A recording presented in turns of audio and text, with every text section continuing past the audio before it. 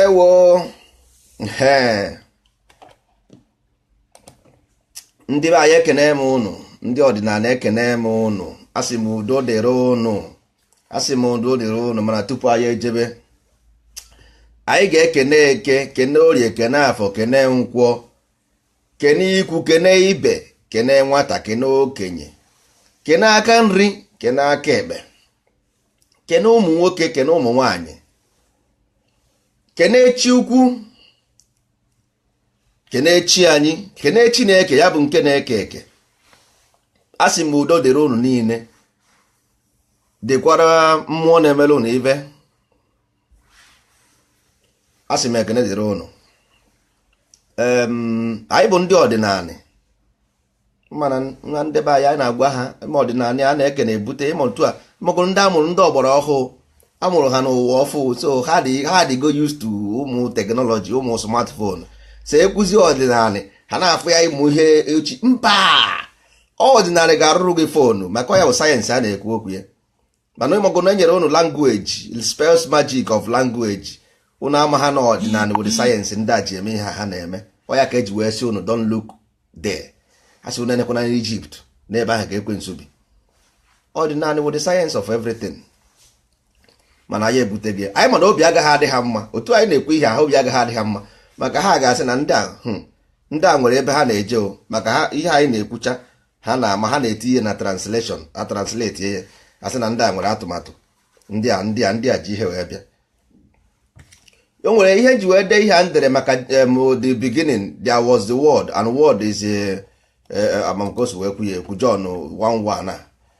ihe nji wee dee ihe aha bụ maka nwere ike ndị be anyị a na-ekwu ihe ọdịnala echekwa, ma ọ bụ nwere ihe ọzọ a na-ekwu from somewhere. onwe ihe ọzọ a na-ekwu from anywhere. ihe a na-agwa unu bụ enwe ihe a na-akpọ descriptive word of God, nwee ihe a na-akpọ retributive word of God. ọ bụ ihe na-abụ ihe mmadụ describe wee nye gị na ihe na-eme. irigo n'elu ukwu osisi ebe ahụ matuo, ide agbaji aka. that is life word of God, that is nature. because ikwu isi abụghị be gị, isi ebe ahụ dị emerụ ahụ. retributive bụ ihe edere n'akwụkwọ nye gị, ọ dị iche. o nweghị ihe o nwere ime with nature. nature is God, because akụkọgidari in the beginning. in the beginning was the word. ọ bụ mmụọ kwuru ihe a bụ na ọ dị n'akwụkwọ John 1:1. in the beginning there was the word, and that word is the word God. so irigo n'ukwu osisi ebe ahụ daa, nwanne ịgbaji aka. that is nature. ihe ọ na-agwa gị na gravity, before you can go n'ukwu osisi fly ya, you must break the law of gravity. ọ ya mere plane ji efe. plane na-egenerate ha, ọ na-agba violently with the speed ọ na-agba ka o break the law of gravity, because o break ha the law of gravity ọrịa. ihe nna-achị gwa gị na essence bụ na ọ bụ na i break the law to see the God, ị gaghị afụ nwunye. you must break the law to see God. unu sị ya arụsị, unu kpọrọ ya arụsị, yes, but ị nweghị ike irigo n'elu ukwu osisi ebe ahụ daa ịgbaji aka. that is theory. mana if you break the law, i buru plane fenie, ihe ị nwere ike ibu ihe ọ bụla fenie. ihe na-akpọ law of gravity. enwere m ndị Rome, o nwere fim ndị Rome atịrị, ha atịrị fim, ha si ọ bụ ha jọsụrụ mee ihe ụmụ ihe ha dịka Jizọs. na o nwere ofu nwoke nwanne ebe nwa na ọ bịara n'ezi ndebe ha ozi ọma, na-agwa ha ihe anyị na-eme na Jos for example ka nchara enye unu. ha wee je kpọọ ndị a na-anọ ọrụ anụ na vileji anyị, ndị a na-anọ ọrụ anụ, ndị ahụ ndị na-ọrụ ọrụ anụ, ha ewere ha ka nwee nka ndewu ndị Juu. ewee ha gbuo this man, gbuo ya. ha gbucha ya, ma ihe ndị Rome mere. Rome je were the history of that thing je dee na Bible. so na enwere one man bịara isave unu egbuo ya. ọ ya maka unu na-efe, ajụbụ indirectly na-agwa unu okwu. so ọ bụrụ na o nwere ike onye pụtara taa, otu a m si pụta, na onye ọbụla nwere ike ịpụta na-agwa unu okwu ka ị ga-esi webara unu uru. egbuzie onye ahụ, instead of unu nwee isi na ihe onye ahụ agwa anyị bụ eziokwu, anyị kwesịrị ime ihe a ka ọ baara anyị uru, unu efebezi onye ahụ efebe. ọ ihe unu na-eme, because ihe niile akwụkwọ kwuru bụ na enwere one man ka m butuo ya ebutu na Roman language na enwere one man pụtara na ka ọ bịa zọpụta unu. Messiah only mean one thing, to the savior. Messiah mean the savior, onwezi ihe ọzọ, ọ bụghị mmadụ, ọ bụghị about something body, no, is the savior ka o mean is pump and play. Jesus the Christ mean the anointed person, onye ọbụla ma ihe, eze mgbe ndị ochie bụ an intelligent man, ọ bụghị onye chiri chief. Onye kacha mara ihe na village, onye ka na-asị na anaghị azọ eze azọ, maka ọmụmụ ihe si na chi onye kacha mara ihe ọ bụrụ eze, ọ ya ka ejebe mgbe onye bụ eze, onye isi, onye kacha mara ihe. Nke a bụzi onye zute ego bịa echie ya eze. Onye mere asụsụ anyị ji wefuo ya amazi, onwezi ya amazi ihe ọ pụtara. Onye buru nke interpretation ebe o si pụta, ome interpret eburu na-akpagharị, eburu na-akpagharị. Enwe ihe a na-akpọ frequency na redio, ọ dị na redio frequency. Enwe ihe a na-akpọ semantic frequency wave. Ọ wave ka ọ bụ wave, otu a wave si ebu, onye nwa na-ebu ụwa, ọ sound is sound. Ihe nji arụtụcha ihe aka bụ maka a na-agwa ụrụ na chi ukwu na chi ikwu na Chineke na chi, ihe niile awụcha science of creation. Ọ bụghị about religion or worship, is a science of creation. Onye ka anyị ji erụtụ, because unu ama ha na enwere ihe a na-akpọ semantic frequency, unu ama ihe na-akpọ wave, unu ama ihe na-akpọ atomic wave, unu ama ihe na-akpọ speed of consciousness. Ihe niile abụcha ihe science of creation ndị Igbo debechara unu ka unu mara, unu atọ ọnụ ya to worship, your mind go away. Ị gaghazi emenwu ihe interpret because it on go to worship. So ị gaghazi emenwu interpret because ihe bụ nature, you have to study to know how nature work. It on zie worship bezie ya worship, but then how do you study something you worship? Ị gaghazi emenwu study because you worship begie, then ọ bụrụzie supernatural God for you. So ya ka na-akọwara ndị be anyị ebe a na before you can get to God you must manipulate. Ọ dị ka mkpịsị aka gị ise na mkpụrụ aka gị, ha niile nwere ihe ọ na-arụ, ha niile nwere ihe ọ na-arụ. Ibepụgodo ofu mkpụrụ aka gị, your mind still exist, your mind ka na ebe ahụ, obi gị ka nọ ya. Iwe ofu anya gị, ha niile na-arụkwa ọrụ o. Ịgụkpọ gị anya, your mind never die because onye nwa the source of the body, onye nwa bụ everything, all your mind bụ ihe niile. Ebupụgodo gị ofu aka, your mind is still working. Onye ọkọji wagị nwee chi ukwu, nwee Chineke, nwee Chukwu, nwee ihe niile. All because of the every temple. Onye ka sị gị na man with temple of God, because everything, even the sun, the moon, everything dị n'ahụ mmadụ. Because agbanwa with the moon, the mind with the man, the male principle. Anya with the evil, who represent the evil. So everything nọ there. Ihe niile aha ekere ka a na-ekwu maka ya na your body ka ọ dị. Ngwa with the universe inside your brain, because this ntutu ị na-afụ is a magnetic energy. Is a magnetic is receptor. A na-akpọ ya cosmic antenna. Were ebe anyị rochie n'isi gị achịcha ya, were eje na magneto. Ọ iji ebe magneto dị, were emedere isi gị, ntutu isi gị. Ọ ya mere ndị mgbe ndị ochie anaghị akpụ isi, maka ha ama ihe ntutu mean, ntutu pụtara. Ihe a na-akụziri unu ka unu ụmụra na anyị dị Chukwu nso karịa otu ahụ anyị si wee chee ya. Onwe ha onye si unu wee chene iyo nchọ, ike abụja okwu aka gị, mana ihe anyị na-agụ unu ebe a bụ ihe ga-abara unu uru. Ihe mere anyị ji wee kwuo na ị ga-aghọ anụmanụ bụ na enwere ihe na speed of consciousness. The speed of consciousness, atom, mmekwu na atom ka m kwuo n'oyibo nke ndị Latin na Greek. Atom bụ any body, any living thing nwere electric shock nwere atom. So ihe mere gị different from animal bụ na your speed of consciousness, your soul na-agba ọsọ too much, ọ na is run fast. Nke anụmanụ na-agba slow. And iri ha na nni baa gị n'ahụ, ọba ha n'ime ahụ gị, ha niile will distribute into nke ha ebe ha machiri.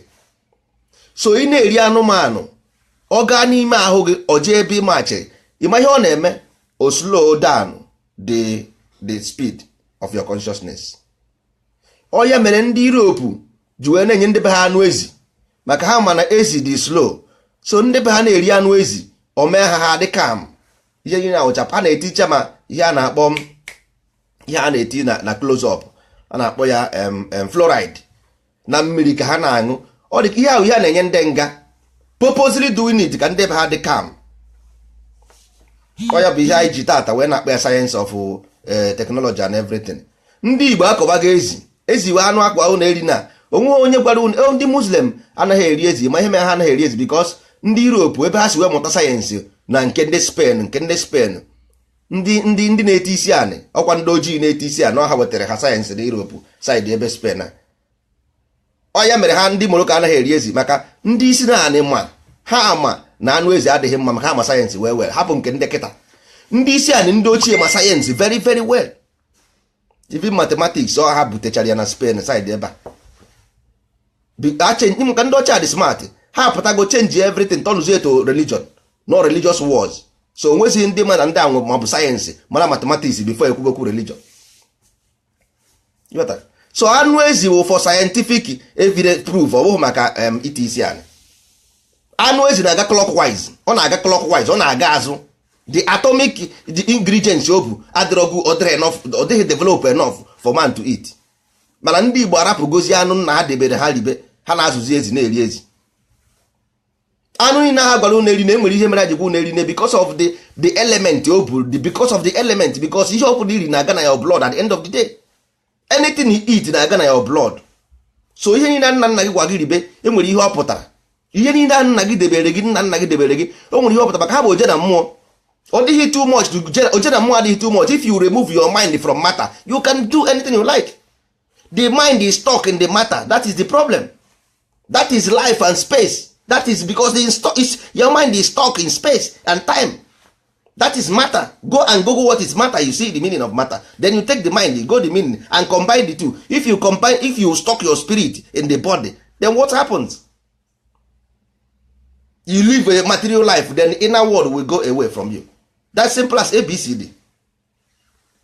Mana ndị be anyị na-agba ha something you 90% of spirit you are just only 5% material, but ihe mere bụ whether 5% subdue that spirit. That's the end of the story. You nweghị ike imenwu science with material eye. Never. How do you study nature if you don't know nature? How can you study nature if you don't know nature? It's as simple as ABCD. For you to know God, you must study nature because nature is the practical way of God. The practical. Ikuku na-eku is practical. Mmiri na-ezo is practical. Anwụ na-acha is practical. Gravity is there is practical. Were akwụkwọ nye gị descriptive word of God and you take it as word of descriptive. Ihe kwuru ekwu somebody's perception. Allegory. Iburu na-akpagharị. Mana every day lahụ ụla you die every night. You na-anwụ every night and wake up in the morning. But for you that one is not important. Jesus in Jesus name we pray amen. I have wake up. But this is miracle. Mana for you miracle nke pastor kwuru n'ụka. Miracle is you sleep every day and wake up in the morning. That is miracle because you are unconscious every night. You die, you wake up. Ị na-arọ nrọ ebe ị nọ na somewhere. Ịmadị ebe ị nọ. Ịmadị ndị gị na ha nọ. That is life as well. Ọ bụghị sọ nke ị na-ebi bụ life. That one is life as well. It's a spiritual life. But if you remove this matter from your body, you can control the spirit then. Mara ihe mere die, mara onye ifuru die. Ma because you're stuck in time and space, ị gaghị ama ihe na-eme. Ite say na-enwe nrọ nrọ taa na ama ebe nrọ asị wee bịa. Yes, you can keki ga-esi amakwana. Unless you are one, I and I. Unless you are one. If you are two individual, ị gaghị eme nwunye. Unless you all of the individual, the indivisible two. Ime nwunye, ọ bụ na ọ bụrụ ụta ihe ha eme nwunye. So ihe nna achọ ịgwa ndị be anyị bụ na Chukwu a na-ekwu okwu is a science of creation. Ọ bụghị about worship. Onwe ihe o mere igwe worship. Rome dere the history because Bible dị ka mmadụ ịgwọ wedding ọgwụ ring gbanye n'aka. That is Bible. All spells, all magic ka ọ bụ. All ring ka ịgba. Ọ bụ ọgwụ ka ibu. Ọgwụ ka ọ bụ ọgwụ. Eji ọgwụ jide gị. Ọ bụ akwụkwọ ahụ ibu bụ ọgwụ ka ọ bụ ọgwụ ring.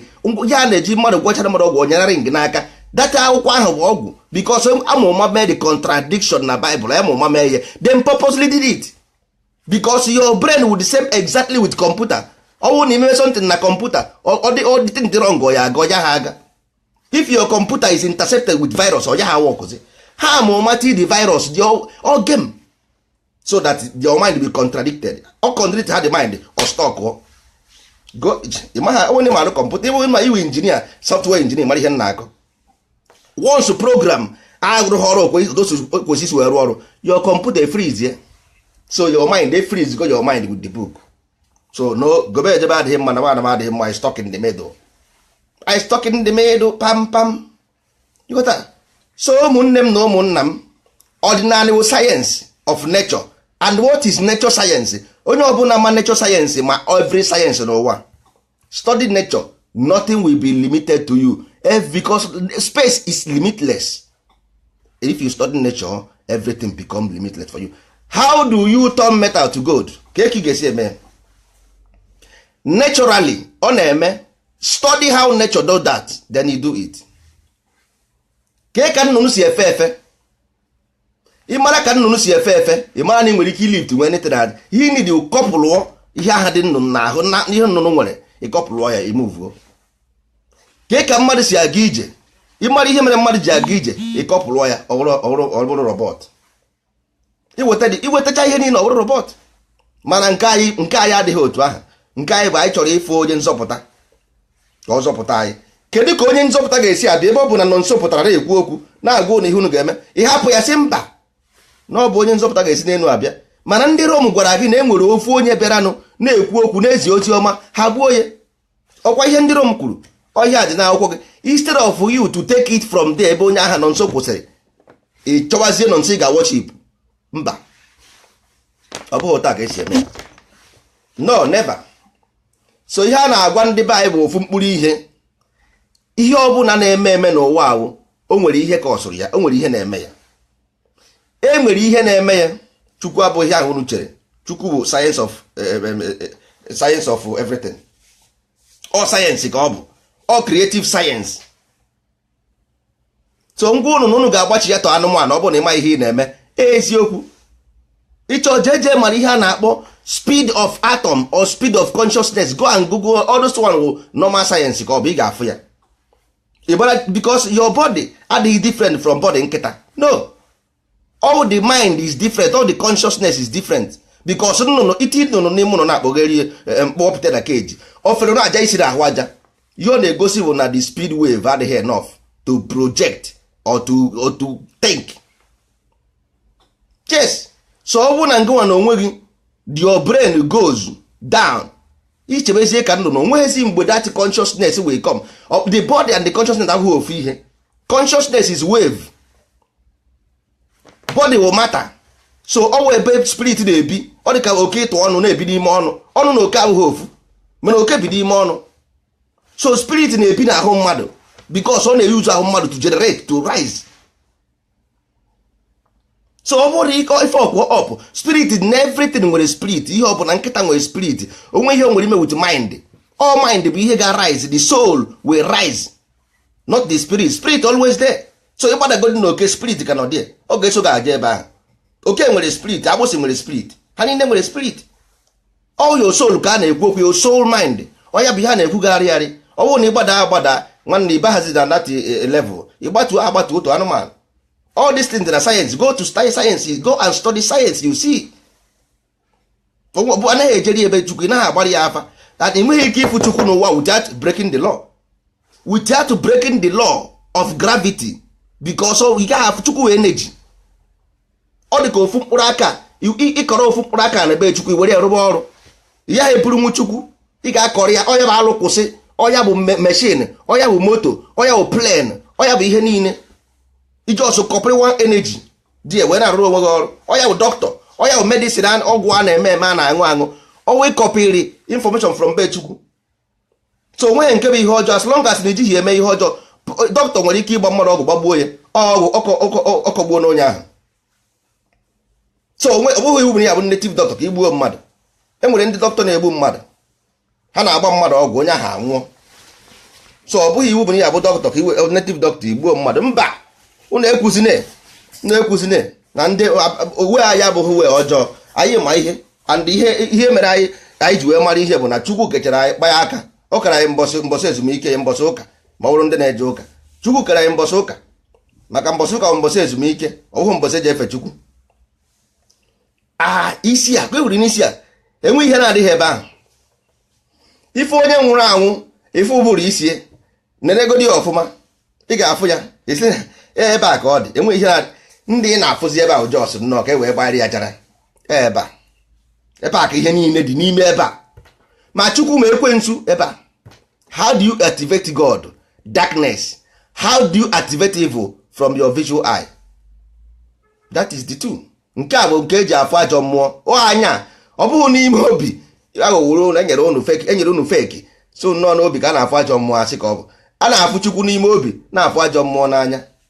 Ajọ mmụọ ọpụta na village na ogbu ogwu ogbu everybody. Ọ ajọ mmụọ bụ ihe ahụ. Ajọ mmụọ nọ ya n'ime.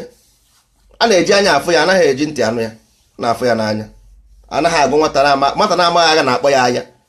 A na-agụ oti ntị na agha esu mbanụ.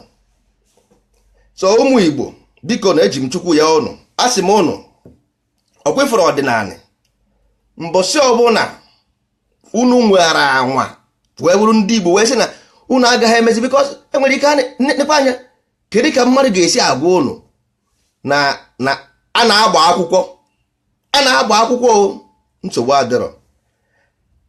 Anyị gwa na-agba nkwụ nwaanyị ka anyị na-agba asị mba ya gbazi na nkwụ nwaanyị anyị gbabazi akwụkwọ bụkwa pepa ka a na-agba pepa akwụkwọ bụ pepa. Anyị nwe na-agba nkwụ ịma na onye nwa bụ the blood nyanwa bụ the blood ọmụ the divine principle ọmụ asị anyị agbazi na ya na nke ahụ bụ arụ n'ọba anyị je gbazi ya akwụkwọ anyị je eje saịn ya pepa echi ya divorce ọ sị ntị ebidoro agbamakwụkwọ ka bido divorce agbamakwụkwọ ka esi agba akwụkwọ nwanne ị na-agba iwu mkpi na-agba akwụkwọ ị na-agba akwụkwọ pepa marriage ihe marriage mean na ala bekee bụ contract between man and woman. Contract ọ ihe ọ pụtara contract between man and woman. Ọ bụ ihe unu para isi unu agbazi akwụkwọ o ruo echi asị na anọzi mbanụ unu na-amụta ezigbo ihe n'aka ndị ọcha mụtabanụ anụọzi anụọta anụ echi nwanne echi agbasa ọya akụziere anyị ụmụ nwoke na-ebuzi ụmụ nwoke sef n'ụkwụzi ya anụ gịnị ka a na-akọdo ihe ka anyị si ebi ndụ amaka problem anyị nwere interpretation. All interpretation bụ the problem. Ọ bụghị about Igbo nwere best language ma ndị China ka na-asụ ruo echi, ndị Japanese ka na-asụ ruo echi. Ọ bụ nsibidi ka ndị China na-use ruo echi, nsibidi bụ their letter ruo echi. Ọ bụ Mongolians Google ọ Mongols invasion of China. Ọ ha napụrụ China to ndị ojii werezie ebe a nke fere anya ọtịchi wee bata anya ọtị na art dị ninja dị ya. Anyị mere ihe niile mana ofu mkpụrụ ihe mere anyị. Prodigal son bịara achụpụ anyị aghọọ Lucifer, the light bearer of God. Yes, the light bearer, the eye of God. Anyị bụ anya Chukwu ji afụ ụzọ. Anyị ada ka ihe mere anyị nganga okomoko ekwuru anya ukwu. We have fallen, the fallen angel. Ọ bụ ụnụ ka a na-ekwu okwu ndị Igbo. Mana Chukwu sị ọ bụ na ụnụ kwụsị ihe ụnụ na-eme, I will accept you. That is Chukwu for you. Because Chukwu anaghị eme ka mmadụ. Because of vibration ka ọ energy ka ọ bụ.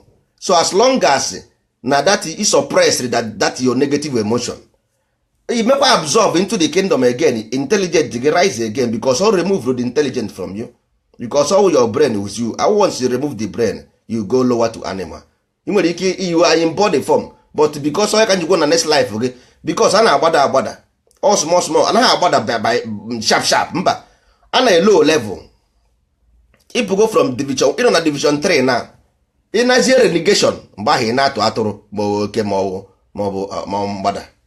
So ebe anyị nọ na division 3 ka anyị nọ, next life relegation ka anyị na-ana ma ọ bụ na ya ma ihe anyị na-eme. There is two life. Enwere mind which is the soul spirit and the matter which is the body. But the problem anyị nwere na bụ ndị Igbo ndị ochie separate the two in one. They are one but the two they separated. One na control one which is the inner control outside, but na kita anyị mere associate, anyị mere attach, is imprisoned or the imprisoned into the matter. Then the matter was here na-use the evil eye to control the inner mind, instead of to use the inner mind which is divine to control the outside visual light. No, we use the devil light to control the mind, the divinity, divine principle of God. Then the God go into concealment. That is the problem. Simple intelligent. Ọ ọ bụrụ na anyị nwee ọdịnala then anyị build a society which is with focus. anyị study nature n'obodo anyị were ihe nwe obere start build a society with moral. anyị enwe science of everything, nwee ụlọ ọgwụ kpọkọta ndị be anyị ọnụ ha na-eme. anyị enwe ndị ụlọ ọgwụ, nwee ndị nka, nwee ndị nka ha na-eme practitioners ka na-akpọ, ha na-eme practice na study na-eme ihe na-eje in 100 years time ewere ha na-ama atụ na-ede akwụkwọ maka ha. nke a na-akede enwere akwụkwọ ịma onye Igbo edere asị na onye Igbo mere ihe dị ona.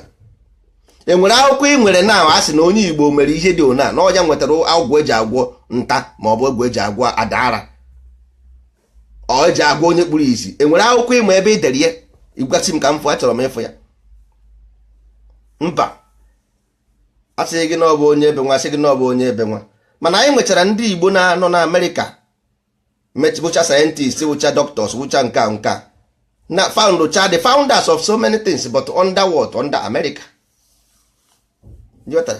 Under England, under what? Under England. So ihe anyị ji ekwu ọdịnala ndị be anyị bụ na anyị amago na enweghịzi ụzọ ọzọ esi eme ya. onweghịzi ụzọ ọzọ. enwere ike gị nwa na onwe gị bụ onye nkịtị, onwe nobody, because ọ bụghị onye ọbụla ga-eme ya. No, enwere ike inside you nwere inferiority complex, no problem. ebe a na-adụ nwata nwere nne ọdụ ka nne enweghị nne na-amụrụ, so adịrọ, that is life. ọ bụghị onye ọbụla ga-amacha ihe niile, mana at least nke onye ji ya weta ka a gwọọ ya agwọ na-agbaka ka nyụọ mamịrị, ọ bụrụ igwe bụ ike. onye bara anyị ji ekwu, ọ bụrụ na ọ bụghị ya kedikwe n'ụlọ banyere na-ekwu ya. So ndị be anyị mara na Jizọs unu na-ekwu ekwu only one thing. onye bịaranụ a gwara unu ya agwa Jesus the Christ, the anointed person, Messiah, the Savior. onweghị onye a na-ekwu na only body ọbụla na-eme ihe ọma na-ekwu ka e ga-esi wezọpụta ndị obodo ha. ọ bụ ihe a na-ekwu maka is a definition of a character of somebody. So ọ bụghị ị ga-eje buru one picture na worship. No, worship is attached to religion. Religion are attached to spells. Spell they attached to ọ dị ka mmadụ ịgba ring na aka ring ọ gwọrọ ọgwụ touch and follow. So ihe n'ime akwụkwọ ahụ spells ka ọ bụ magic. ọ dị ka mmadụ kọrọ gị ọgwụ ka ibu akpagharị, because the ọgwụ na mind akọrọ spirit ka a na-akọ ọgwụ, ọ bụghị body. So akọrọ your mind ọgwụ ute akwụkwọ ahụ ibu onye maka ibu ihe ahụ, but agwụ nwere ike gwa gị otu obi amapụ gị, gaghị ekwe, mana ọ bụ eziokwu. ọgwụ ka ibu akpagharị, ọgwụ ahụ ji gị, and because ije ha na-eme ụjọ aba gị ahụ, ejigo the ọgwụ, the mind is suppressed with the ọgwụ until ilufuo the ọgwụ. ilufu ụdị ọgwụ enweghị ebe ị na-eje. mmadụ agaghị ebu nsị n'azụ na-akpagharị na-asị na-ajụ mmadụ kedụ na enweghị na-esi ebe a. ịma na ibu nsị n'akwa, ị na-enwe ihe na-esi, ịma ha na iburu nsị, ịzọrọ nsị n'ụkwụ, ibu nsị n'ụkwụ ma ibu nsị n'azụ, wepụ nsị ahụ ibu n'ụkwụ ma nke ibu n'azụ, nsị esidebe gị. mmadụ ajụzi na m ihe mere ya na Igbo adịghị mma. onye ọbụla jụkwara m ihe ahụ gị nọdị m n'akụkụ aka n'anya pịa, maka mgbe ọ na-eme ihe ọjọọ ala akụgbuo gị, onweghị onye na-asị m na ihe ọjọọ dị. kịta na anyị atọpene mgbada from keji, mgbada apụọ gbagharịba na street gbuo ndị mmadụ. anyị tọnụzie ebe a kesị na ihe ọjọọ na-eme, chi ya egbu anyị. ka ka chi gị ga-esi egbu gị? ọgwụ nsị na chọrọ iji ụka chebenụ ka ihe na-complain, go to your Ghana village. unu na-atụ gị ụjọ, gị na-atụ gị. ọgwụ na unu so na arụsị emebisi, unu emebisi gị arụsị mebisi, nsogbu adịghị. go to your village ka mmadụ ihe na-eme, go ebe ahụ jee negharị anya. ị jee negharị anya, buru moto gị pụta na akpagharị. ndị omekome kpara gị aka, agwọ ha gị ịba ma gị ma akwụkwọ gị mara ihe ha na-akọ. ndị Igbo biko nụ, ịma ihe m ji eti ihe biko ọkwa ha na nna asị ụnụ by force ọkwanụ na ọ bụ na onye anwụ azụrụ azụ ya ka m ji ekwu mgbe ntị biko ya ka m na-agwa ụnụ. ihe a na-egbuwara ụnụ ebe a bụ ahịa. Descriptive word of God, jekweje ego gụrụ descriptive bụ ihe edere ede. enwezie na-akpọzi retributive word of God, that is nature. ọ bụ nature because onye na art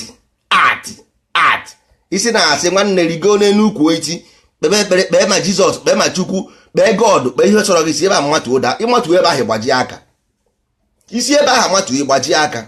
Simple as ABCD. onye na-agwa gị na nature, you must break the gravity before you fly.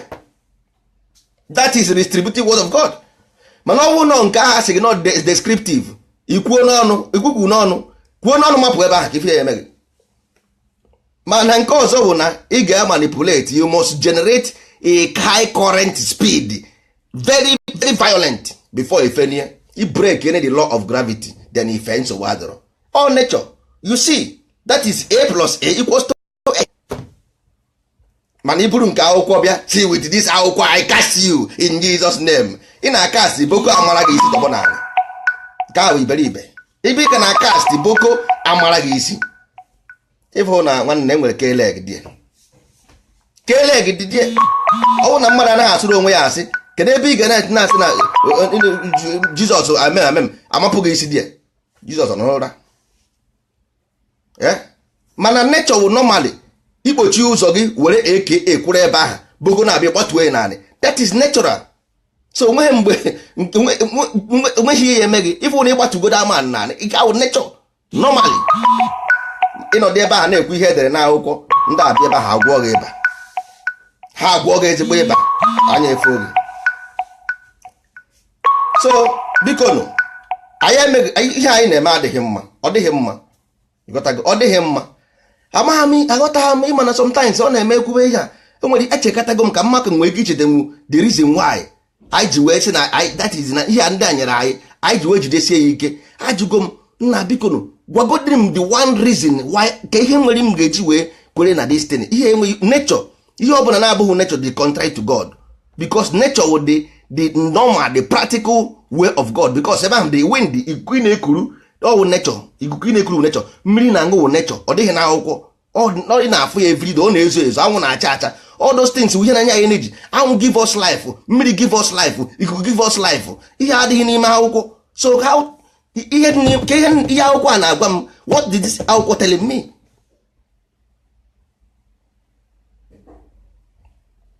Ka ihe akwụkwọ a na-agwa m for, ọ na-agwa m ka ihe ọ na-agwa m na one man will come and rescue me from what? From gịnị? Aghọtaghị m ihe na-eme ebe a. A na-akọwara ndị be anyị ihe ha anaghị aghọta ihe na-eme. Everything is everything. Chukwu bụ ihe niile, onye nwa bụ everything na-eme n'ụwa. So ịchọkwa isonye, you follow the law, you have to follow the law of nature to get close to God. Yes, asị na aba akwụkwọ mbanụ nke ahụ bụ court. Ọ dị ka mmadụ ịchọ na isi na ya chọrọ ịbụ an engineer, you have to study engineer. So ihe bụ you are an agent. So they taught you something to teach people. You were a professor, you professor, oh pastor, oh man of God, you a professor of a certain, ị na-arụrụ mmadụ ọrụ, you are working for certain court. Ọ ihe na-eme, you professor. So nweghị ihe gbasara gị with God, word of God. God wụ nature. Nke ndị ọcha ka m na-ekwu God wụ maka akpọ Chukwu wụ nature ka anyị ma. Nke ndị ọcha amaghị m ha sị deity ka ọ bụ. So amaghị m ebe ha na-ede eje. So ọ bụrụ na ị naghị egbu anụ, ị naghị egbu ukwu osisi, ị nweghị ihe ọjọọ ị na-eme, iwu sent, iwu divine principle, isi ana m awụ man of God. I see, yes, this man na-akpata ife n'ime ọhịa na-agwọ ndị ahụ na-adịghị, na-enyere ndị mmadụ aka. Also man of God, nobody will doubt you. Mana iburu akwụkwọ one man nyere gị from Rome bịa na village anyị na-akọtu nwanne, ihe ibere ebe anyị brainwash people to collect money from them. Ihe ibere bụ ịnapụ ha ego saa ha isi. Ọ ihe ibere for nothing like it. Ndị ụka na-anakọrọ millions of dollars na village anyị. There is no farmland.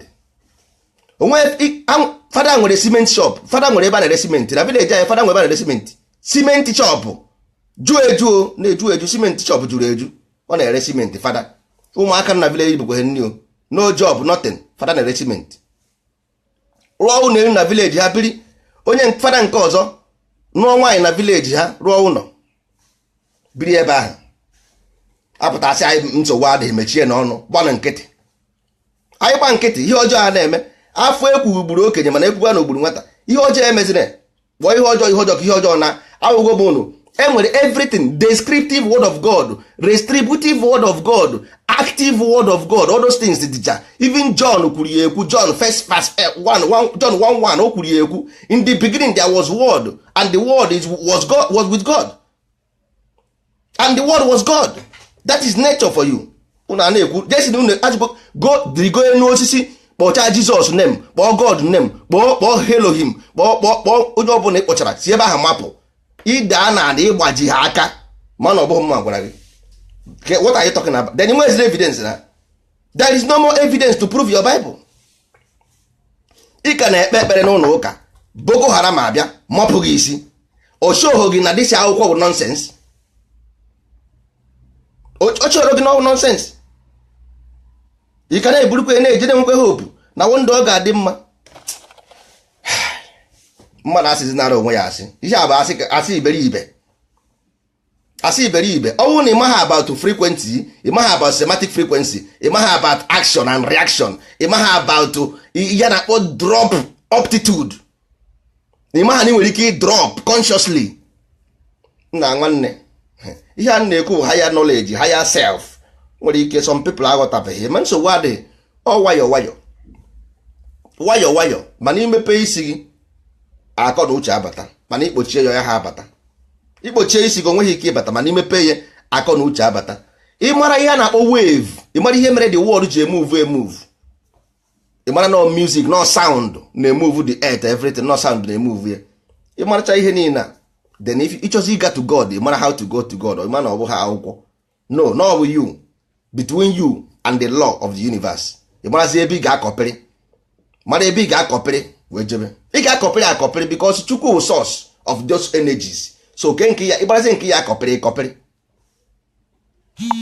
nke anyị bụ mba automatic ticket, automatic imagine automatic. In Jesus name I will, in Jesus name, amen, I command you in Jesus name. Command what? Ke ihe na command ebe ahụ anything apart from magic there is nothing commanding there. Ọ bụrụ na magic adịghị there, ihe na magic you just take one energy from God to deceive people. All he na-eme, you are just manipulating people with spells, magic, deceiving people with magic. All he na-eme ebe a ka ihe na-eme Jesus name. Unu enweghị ọkụ na village unu, ị naghị command Jesus ka ọkụ na-enwe everywhere. Ị naghị afụ ya, command Jesus everywhere ọkụ enwube. Command this light to be everywhere. I command this road to this water na main road ka ọ dry ozugbo. Command the water to dry. Command everything to work. Command the government, every government, command ya ka ha mewe ọfụma. Command the whole corruption to dry off. Ị na command ị ga na church isi na nwere ndị ngwọrọ nọ ebe ahụ. I command the ngwọrọ to start working. You command the ngwọrọ to start working, but there onweghị ụzọ isi anapụ na village unu. You cannot even go village without security man. You command, ị bịa be na command dream. Command ya ndị ahụ na ka ihe na-eri life jacket for, ka ihe na-eri bulletproof for, ị na-akpọrọ ndị eke. Command them to ka debe egbe ha naanị. Command ya ka akwụsị izu ochi, command ya ka akwụsị ịgba ama. Ị na command.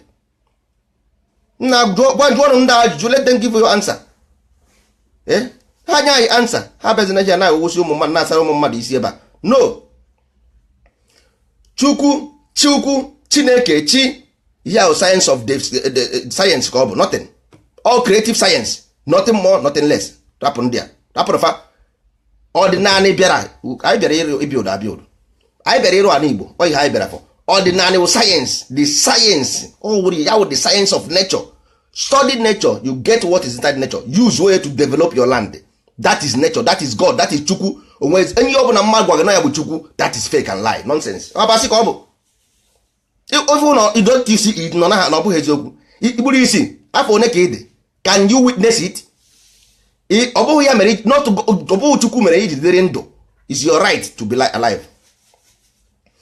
All your right to be life, all your right, because Chukwu kere gị, there is no need for God to kill you, because ọ bụrụ na ọ bụghị onye heke gị at the first place.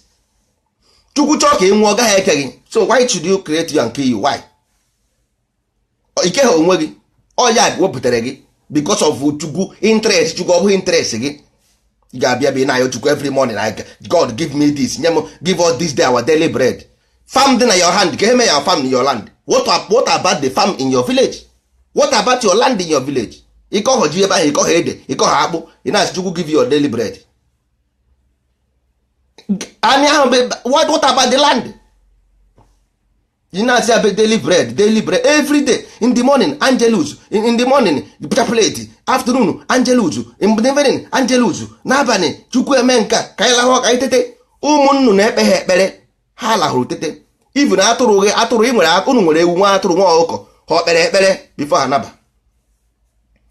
Inwe accident 49 people nwụọ ngwa bụ onye 50 sevuo chu Jizọs emere m sọsọ m ndụ nke ịdị ọwụ ndụ nke ịdị ọwụ ndụ ndị mmadụ nwụrụ anwụ dị na nwere ọṅụ maka ịnwụhụ ije were ego nye fada na pastọ tụọ mma you are alive nke a ịdị ọwụ ndụ nye nwụrụ anwụ ka ha gị mma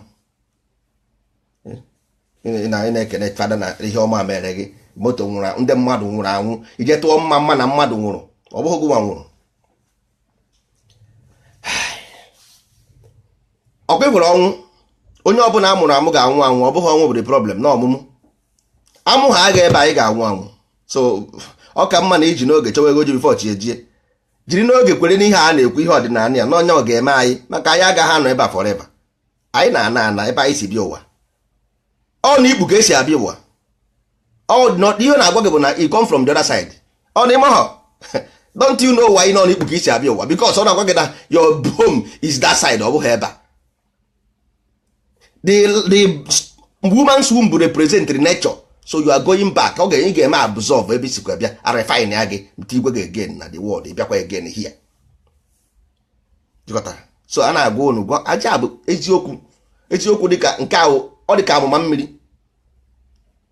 amụma mmiri sere n'elu ihe a na-ekwu ebe a olesi ma ọ na-egotara ịgọtara ya jụọ ese akọwa ekwuru na next week izu ụka na-abịa abịa anyị ga-etinyezi foonu onwe nke ị na-egọta ha ịkpọ si anyị ghọtaghị ya akọwara gị ọfụma life dị easy as ABCD but all because of the education purposely designed to erase your normal principle and right to live ọ ya ka eji wee mebisie the brain contradict with so many nonsense iburuzie empty brain na-akpagharị ife onye na-ekwugodo eziokwu sef ị gaghị eghọta ya because inside your brain destroy again the brain MS go up with the brain yes a professor PhD ọmaha simple matter ọmaha na life brain will wave not the same thing iji aza phone the wave iji aza phone not your brain ka ọ na-destroy because all the same brain ka ị na-use were eche uche the same brain ka ị na-use were eme ihe ọbụla ị na-eme all the brain nwa antenna ifere ebe a this is the antenna here this is the cosmic antenna mana a ga-asị ụnụ kpọọ isi ahụ ndị ojii asị akpọọ isi kpụpụ isi kedụ ka mmadụ yes kpụpụ ya ọkwa sansin kedụ ebe pọwa ya dị ọkwa n'isi ka a gwara ya mgbe ndị ochie nwere onye ifuru na-akpụ isi ọ bụrụ na ha amaghị ihe ha ga-eme wee kpụọ isi mba mana ọ because ihe ahụ cosmic antenna ọ dị ho prọfesọs ịma ha na-akpụ isi because ndị ahụ ma ha nwere uche ha ma na you must live oles mebozi isi nkwọcha nsogbu adịrọ nke a bụ na Chukwu napụrụ gị ike santin ka ewu Chukwu napụrụ gị pawa nsogbu adịrọ mana onye Chukwu anapụbeghị pawa ya at least nwanne dewe nwajai na ihe ahụ cosmic antenna ndị abịa chasị gị kpụ asị ụmụ nwaanyị Igbo ndị isi ojii ha mee isi ha burn all their head with this relax and ihe a na-amamihe a na-eme ya ka a na-eji wee straight the hair straight mebisie your magnetic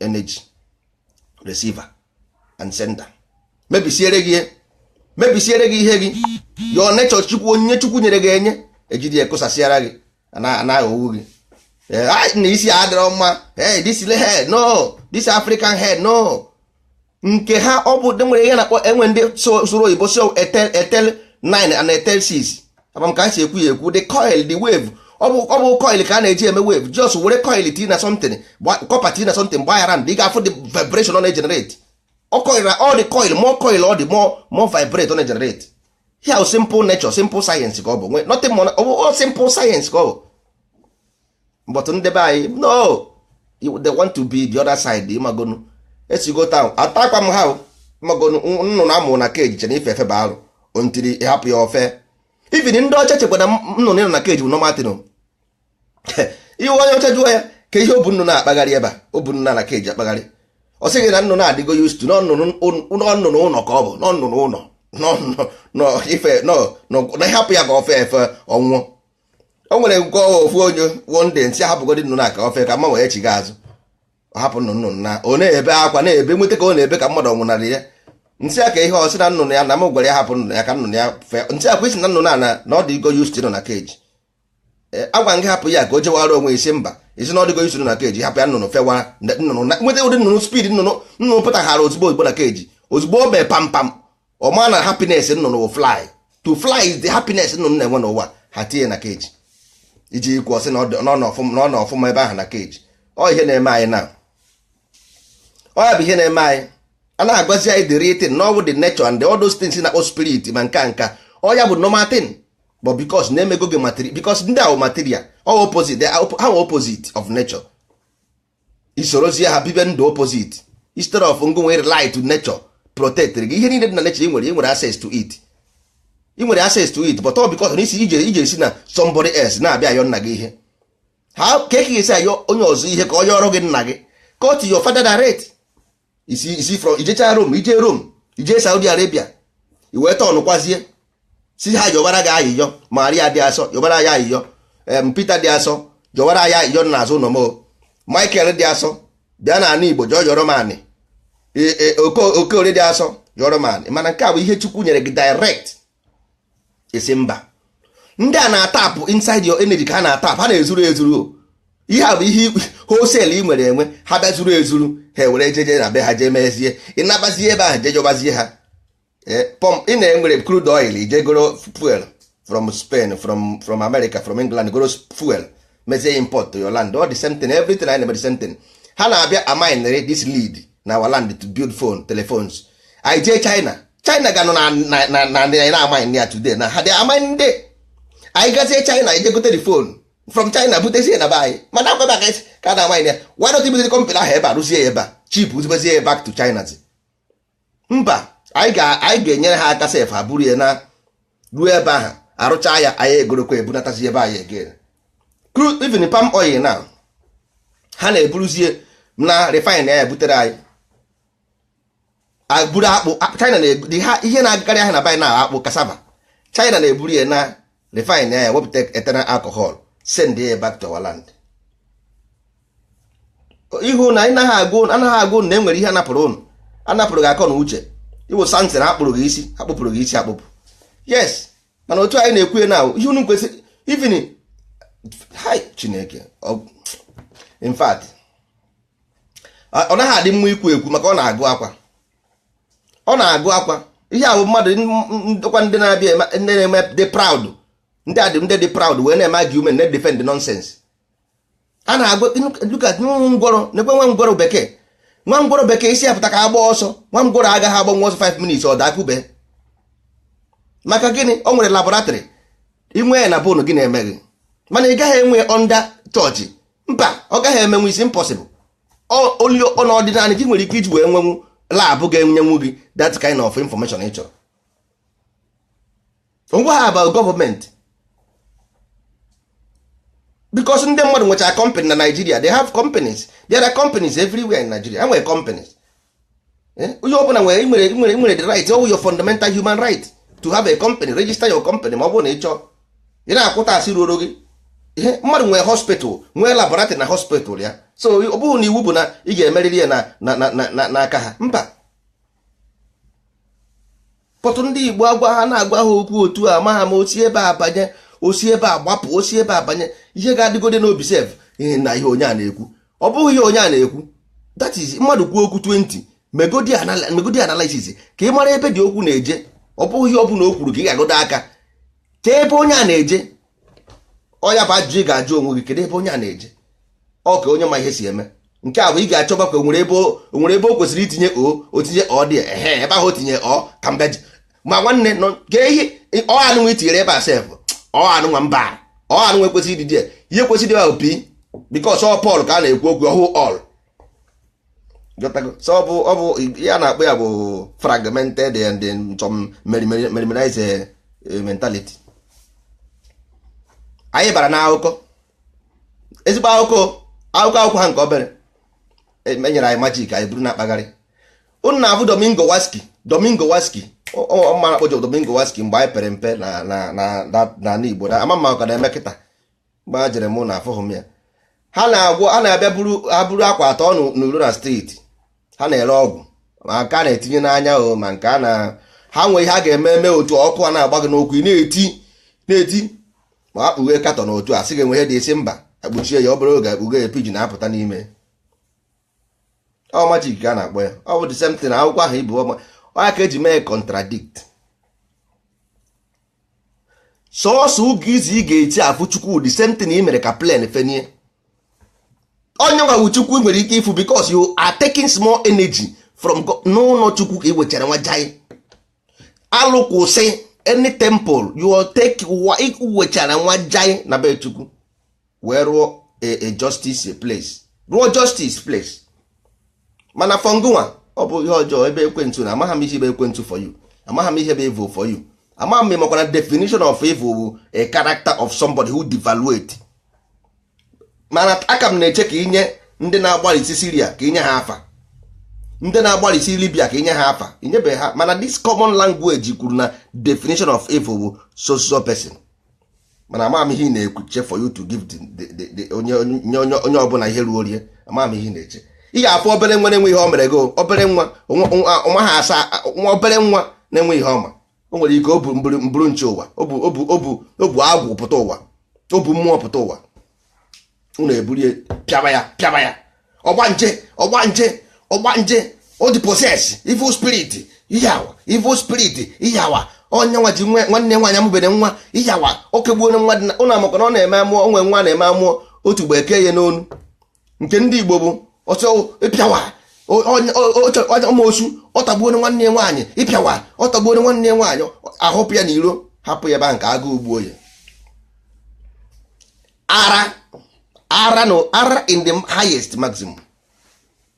ama m ndị nwụrụ anwụ, ama m ụmụ nwaanyị nwụrụ anwụ, ụmụ nwaanyị nwụrụ anwụ maka ihe a na-agwa gị. asị m mmadụ agwa ha m ya.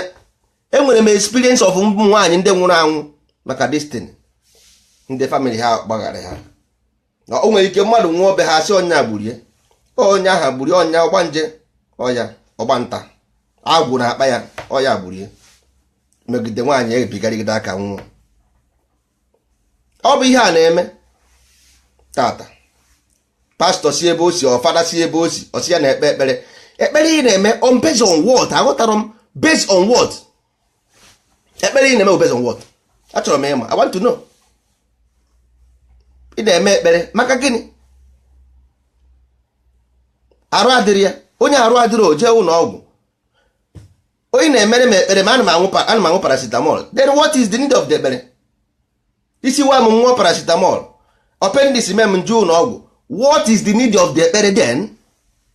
aka m ịhapụ na ịnwụ dị ọgwụ na aka m ịhapụ ije dị ụlọ ọgwụ na aka ka ikpere m ekpere ka ihe adịne m mma. mba, eje m jee nwa paracetamol isi ọwụwa ma na ka ezikwe n'uru ọba anyị na-eme ihe. so ya ka na-agwụ na ekpere bụ ihe ọzọ, ọ bụghị ya ka eji ekpere eme. ekpere bụ ihe ọzọ, ọhụụ ya na just contradicted everything. ekpere bụ ife ọzọ ka ọ bụ mfọ ihe ahụ unu na-eme. ọ bụrụ na unu nwere ọdịnala unu mana ị ga-ewere ahụ mmadụ were jee na labụ developụ another kind of human being inside lab wee mara dị ihe nwere ike ime na this mucus or nucleus nwere ike develop a sickness. i werezie wee rụọ werezie mee extract from tree because tree nwere highest fastest conscious mind because not the congested ọ na ofu ebe ịghọtago, ọ naghị emove, ọ naghị waste the energy. so iwe ka eji ha bụ eme mgbọrọgwụ because na ọ nwere enough energy store in that place. so e werezie dat na ewezikwa ejekwa na lab wee wepụtazie that's the negative and positive from each other because positive of 3 ka positive of weak somebody okay fast. so werezie wee rụọ mkpụrụ ọgwụ so ọ bazie n'ime ahụ gị ogbuo that cells ahụ na-enye gị nsogbu na-eprovoke dị ọya ọ suppress ya. ọya bụ ọgwụ ụta ahụ sayensị iweta nke iweta nka combine ya together ime ga-echọ na nke a dị superior than nke ọ suppress ya ogbuo that germs na-enye gị nsogbu ọnyanwa. that is the pray. ọya bụ ekpere ị ga-ekpe. ekpere ị research into nature show you because ihe na-eme bụ nature. you are just accelerating nature. you are following the law of nature.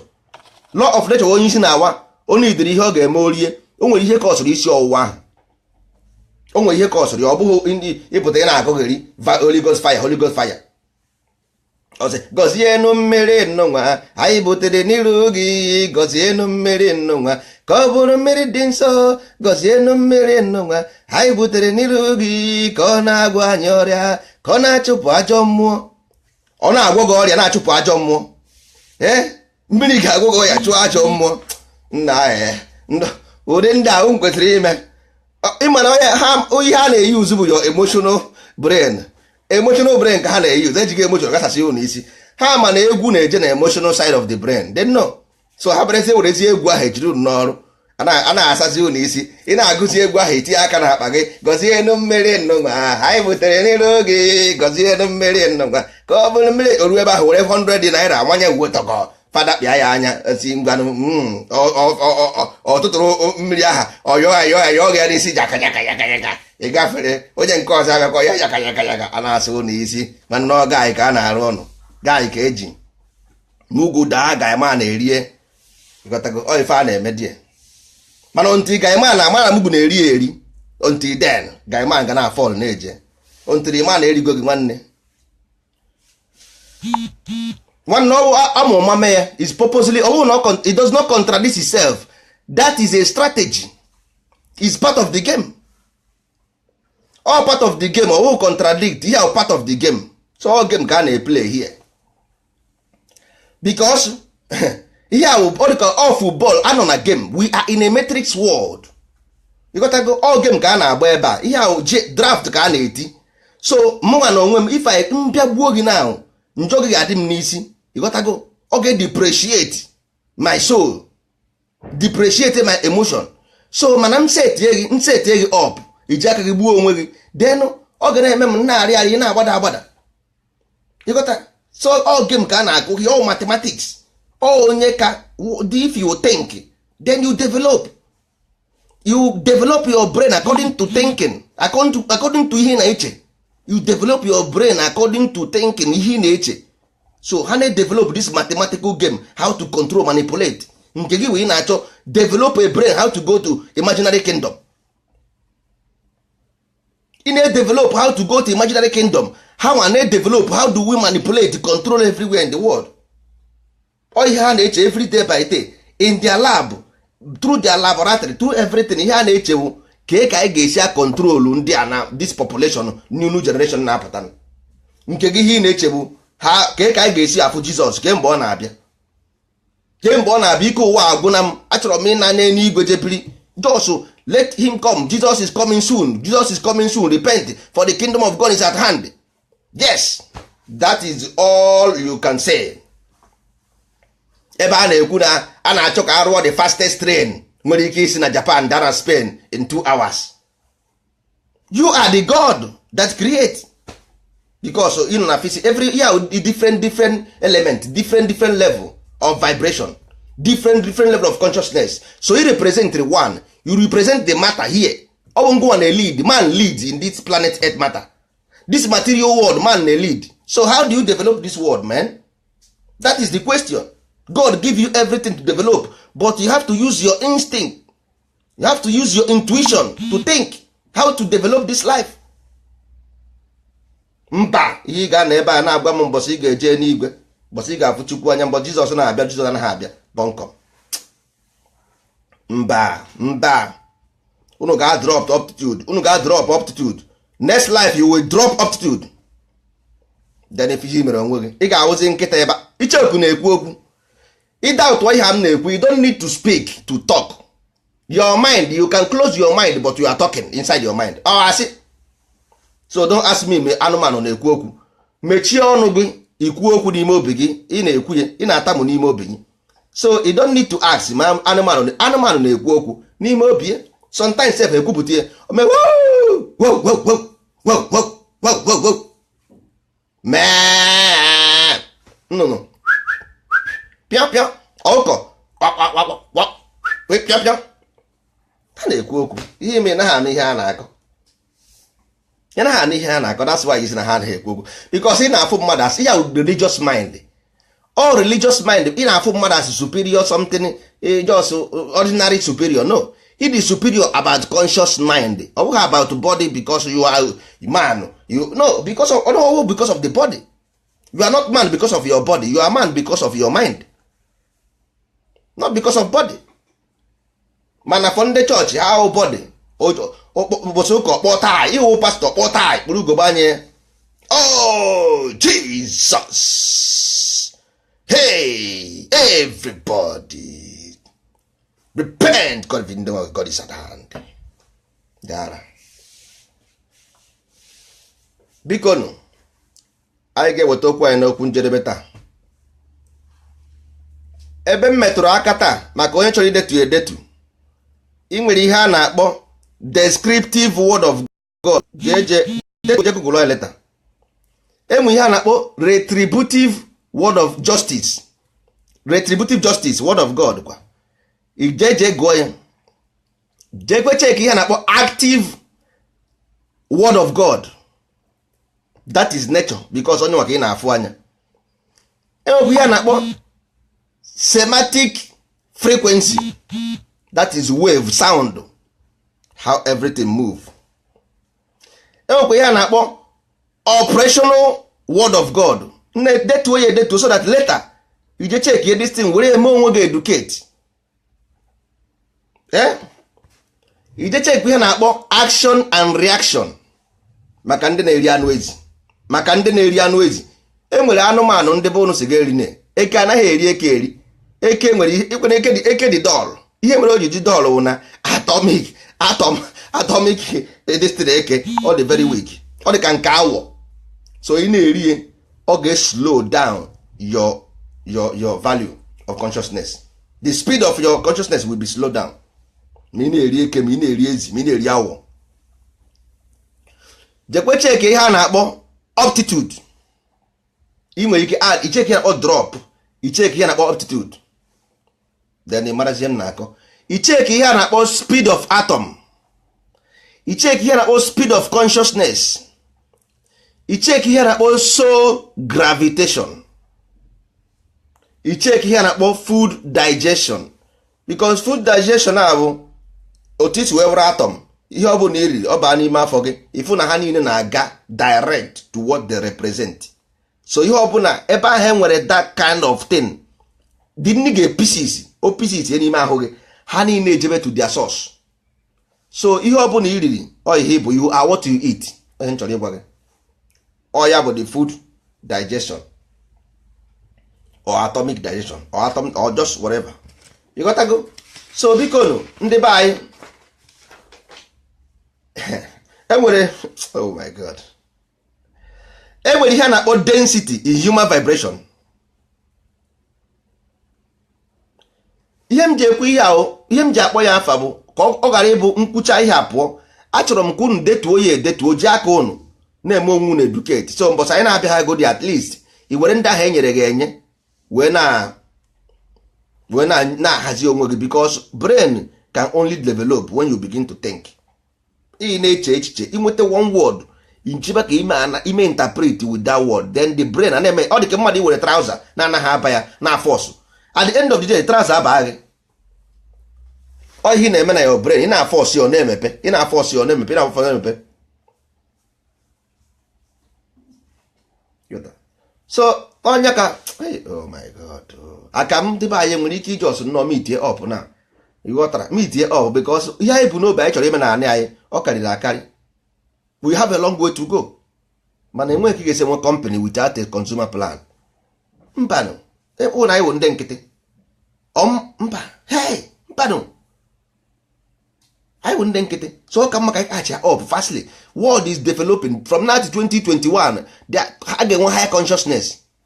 Higher consciousness. Anyị nọ na time ọ na-echenji, world na-echenji. Ndị ọcha sigo age of Aquarius, ha achọghị ịgwa gị the real. Ịmana world ndị si people na-use carry coded allegory ka ha na-use carry. Ha na-use allegory, so ha na-use something in just to coded word ka mkwe code veil. So ha na-use carry. So Aquarius a mean na ndị nwe ihe na-abịakwa were ihe ha. Ndị nwe ihe na-abịa were ihe ha ke ndị nwe ihe anyị ma. So ọ ka mma ka unu catch ya up, hapụ na ihe ahụ. Onye ọbụla gwara gị na onye ama ihe ọ na-ekwu na ọ bụ Jizọs ka a ga-eso, onye ahụ bụ your highest, onye na-enye ka ọ bụ nshọt akpọ ya afọ. Onye ahụ bụ your highest enemy, because na-asị gị awa ya antichrist. onye ahụ ọ ga-asa bụ onye ahụ bụ antichrist because Christ were consciousness a vibration that rise high, anointed person who onye na-reason who reason properly. Ọ ihe Christ mean also author of the spirit ọ ha about body. So onye ọbụla gwara gị si gị egekwana ihe anyị na-ekwu all the person bụ the antichrist. Ọ ha gburu Jesus mgbe ọ bịara, they killed Jesus, ha nwa gburu ihe, they killed him.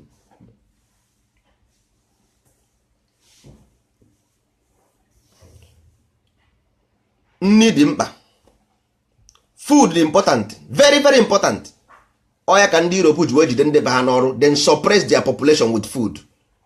Then ama ihe ha na-eme, ha suppress ya with nni and isorogo ha ribe datin. Iri akpụ akpụ abụghị ezigbo ihe. Enwere ike iri akpụ once in a week, mana ndị be anyị na-eri akpụ n'otu, rie akpụ na-eferi akpụ n'abalị, rie ga n'otu, rie ga na-eferi akpụ ndị ga n'abalị. Anụ bụ protein, ọ na-aga to your blood direct, enweghị ihe ọ na-enye, no vitamin. Akpụ, anụ, ji, rice, the same thing ka ị na-eri, same thing. Brain need ihe ị ga-eme irie ome ya ọ dị fast, na-eche iche fast, na-agba ọsọ. But aka imekọta chenji protein enwe akamụ ifo nwanne ifo na ya, so osighi gị n'aka. Brain gị dị ọla osighi gị n'aka. The environment adịghị attractive, the air polluted, water polluted, food no vitamin. Nwanne check ihe niile. Ọ ya mere a na-ekwu okwu ihe aghọta, you cannot understand. Yes, osighi gị n'aka because the brain adịghị active, ọ dịghị active. So ị ga-akaba ahụ na-ata mkpụrụ osisi, na-eri vegetable. Igoro ewere akwụkwọ nri ụgụ, ịfọ ya afọ, ṅụọ mmiri, sichuo ya esichuo, ịta ya. Enwere ike ịpụta n'otu were oroma nkịrịsị wete mmiri, oroma nkịrịsị na mmiri, pee na mmiri, ṅụọ. Taa mkpụrụ osisi, were pọpọ chọwa chọpụ, erizina ihe a n'ụtụtụ nọnsensị ya. No, aṅụ na akamụ. Ndị nọ na be anyị ka m na-ekwu maka ha nwa na mkpụrụ osisi ha nke ha wụ natural. Were oroma pinye na kọpụ, were oroma mkpịrịsị pinye, berie pọpọ, berie chọwa chọpụ, berie gova ghanye, berie mangoro ghanye, taa, ṅụọ. Ọ ka nni mma. Ịgụcha ya ịdị aja, oluzie na-efe ịchọzi iri nri irie. Plant banana ọ na-atazi ya n'ụtụ, ịrakọta banana more than one a day, onwezi ihe ọ ga-arụ, onye destroy your body. Ichi ịnọdụ na ya arakọta banana, enwe ebe ị na-eje ịra ya wee jebe. Ọ bụghị ịpụta igoro akpa banana hụ na granọtụ, anya ata banana 20 day granọtụ, agha aga banana ahụhụ nri. Enwe ihe ọ na-arụ, ịtakarị ya more than one, ịgasago dị ọrụ.